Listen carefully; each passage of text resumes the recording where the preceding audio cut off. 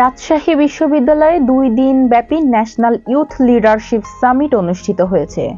শনিবার বিকেলে বিশ্ববিদ্যালয়ের সিনেট ভবনে ইউনিসেফ রাজশাহী বিভাগের উদ্যোগে দেশের বিভিন্ন বিশ্ববিদ্যালয় ও কলেজে প্রায় 2 শতাধিক শিক্ষার্থীদের অংশগ্রহণে সম্মেলনের সমাপনী অনুষ্ঠিত হয়।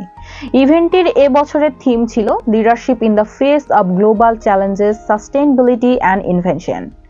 সম্মেলনে workshop, panel discussion, problem solving session ও প্রেজেন্টেশন অনুষ্ঠিত হয়। প্রতিটি প্যানেল থেকে একজন ইমার্জিং লিডার নির্বাচন করে তাদের সম্মাননা স্মারক ও সনদ প্রদান করা হয়।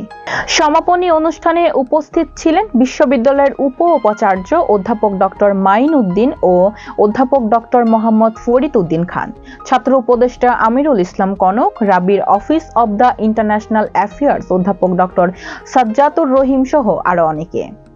এর আগে শুক্রবার রাবি উপাচার্য অধ্যাপক ডক্টর সালেহ হাসান নকিব সম্মেলনের উদ্বোধন করেন।